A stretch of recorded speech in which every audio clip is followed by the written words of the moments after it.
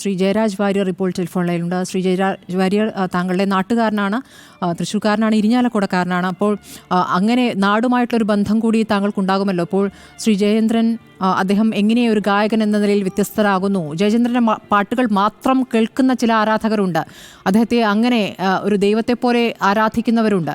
അപ്പോൾ തൻ്റെ ഓരോ പാട്ടും ആരാധകർക്കുള്ള പ്രാർത്ഥനകളാണ് എന്ന് പറയുന്ന ഒരു ഗായകനാണ്. ജയചന്ദ്രൻ വിടവാങ്ങുമ്പോൾ ഈ ഘട്ടത്തിൽ എന്താണ് താങ്കൾക്ക് പറയാനുള്ളത്?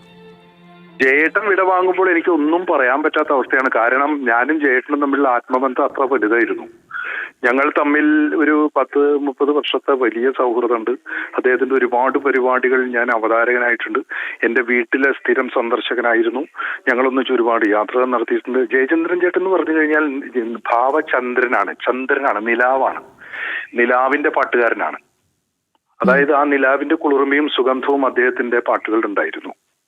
ഈ കഴിഞ്ഞ കൊല്ലാണ് 80ാം പിറന്നാൾ ആഘോഷിച്ചത്. ഞാൻ ഗുരുവായൂരിൽ പോകുന്നുണ്ട്, ഞാൻ വിളിച്ചു, ഗുരുവായൂരപ്പ ഭക്തനാ, എന്നോട് കുറച്ച് വെച്ച് കളഭം കൊണ്ടുവരണം എന്ന് പറഞ്ഞു. ഞാൻ ആ കളഭം അദ്ദേഹത്തിന് കൊടുത്തു. അദ്ദേഹം പറഞ്ഞു എനിക്ക് കിട്ടുന്ന ഏറ്റവും വലിയ പിറന്നാൾ സമ്മാനമാണ് എന്നോട് പറഞ്ഞത്.